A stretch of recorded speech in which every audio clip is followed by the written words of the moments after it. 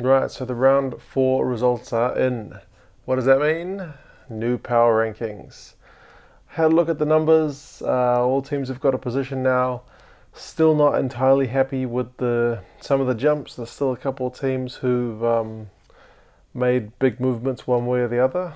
But like I say, as the season goes on, those will kind of even themselves out a bit. But yeah, for the most part, I think pretty interesting.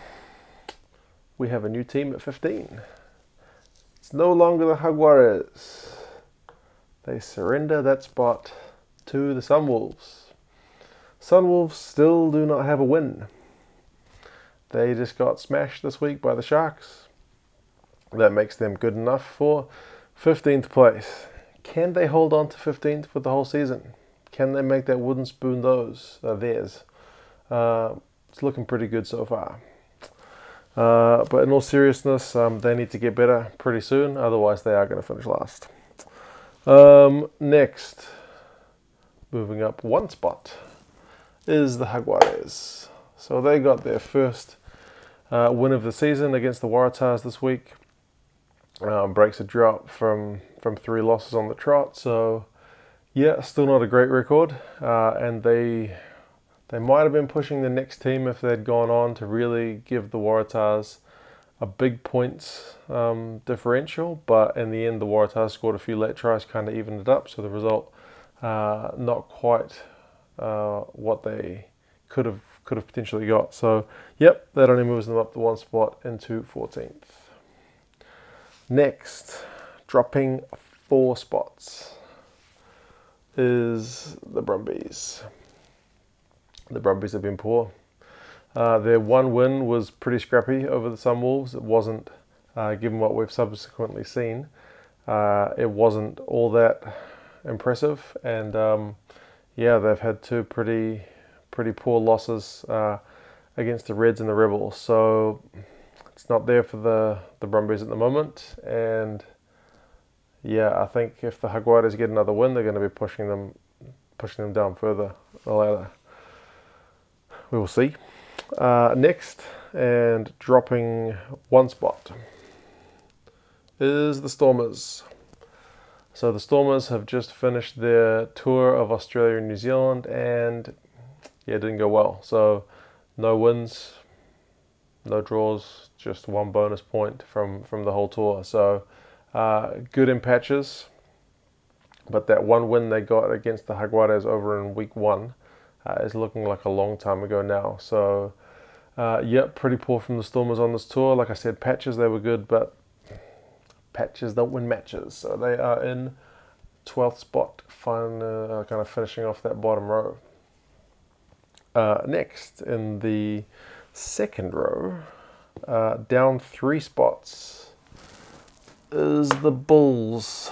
So that win again against the Hurricanes is looking like a while ago now. So they've had a home loss since against the Lions, and now an away loss against the Reds. It wasn't a terrible loss against the Reds. They were still in it on the scoreboard. But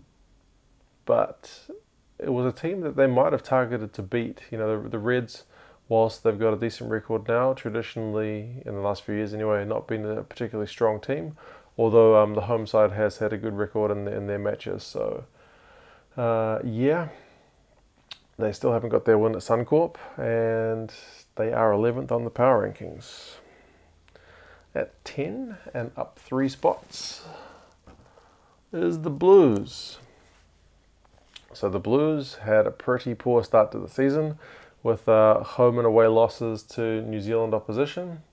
And then they travelled over South Africa, where it was expected they would get a lot of points put on them by the Lions, but they managed to squeak out a victory in the 79th minute. So that sees them out of the bottom row. They now have a record of 1 win, 2 losses. So not quite in the positive territory yet, but they're 1 step closer.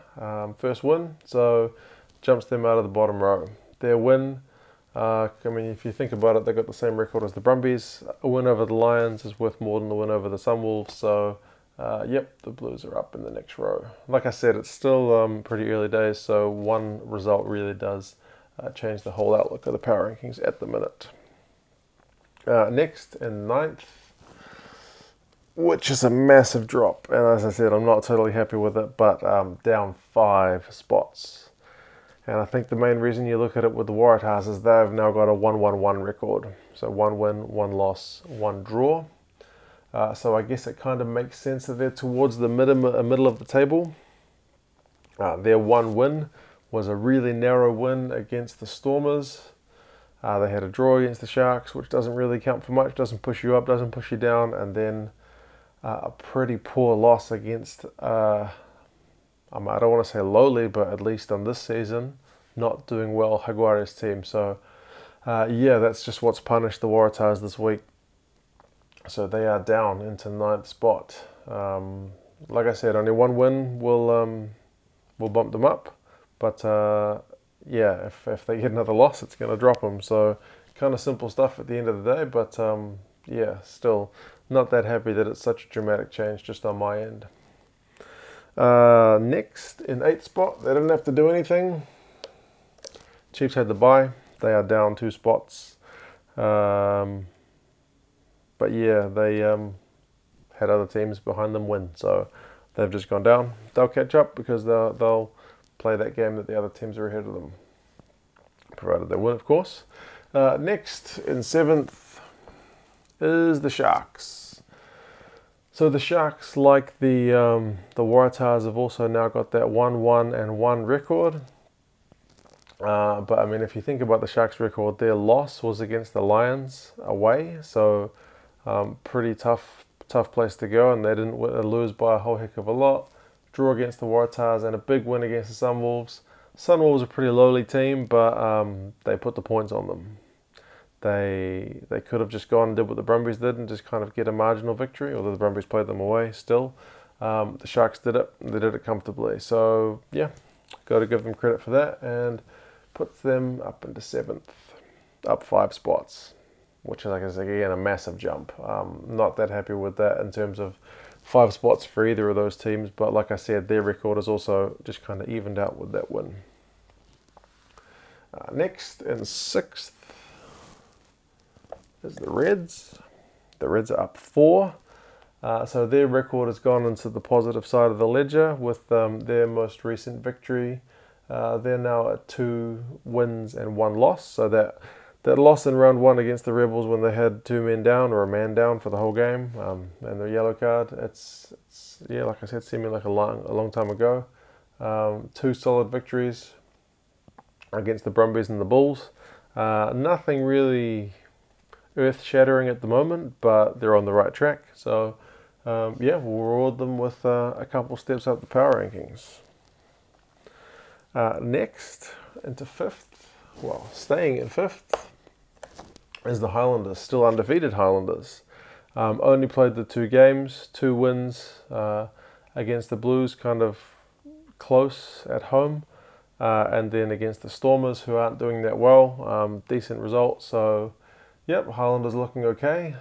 2 results is not a lot to go by, but yeah, can't really punish them for not losing any games. So yep, we'll put them in that 2nd row. And 4th, the Hurricanes move up 3 spots. So again, they're another team who's just come onto the positive side of the ledger. They're at 2 wins and 1 loss. So their loss against the Bulls was kind of unexpected, to say the least, but they've since come back, put a lot of points on the Jaguares, even though it was a scrappy game, and then, yeah, got a very good victory over the Crusaders at home. So, yeah, credit for beating a strong team. Hurricanes bump up into 4th spot. Now, the top row. It's interesting. I had a feeling that the Lions and the Crusaders would just be battling it out for that 1 and 2 for pretty much the whole comp. But hey, round 4 has been nothing if not surprising. And down 1 spot, the Crusaders.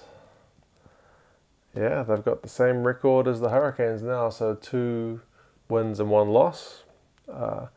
Their wins have been good, what they got at home, so I kind of give them credit with that. But hey, if you lose a game, you're going to drop. So that's what's happened for the Crusaders. It was against a pretty strong New Zealand team, so we won't punish them too much. But yeah, this makes their clash against the Highlanders a pretty tight one.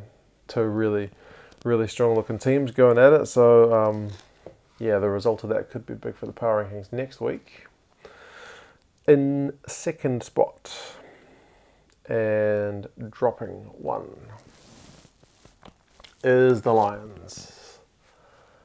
So the Lions season was looking perfect up until this point. So they had wins over the Sharks at home, even though it wasn't that convincing. The Jaguares, and then they won away to the Bulls, so it was all looking peachy. Then the lowly Blues come along and beat them at Emirates Airline Park.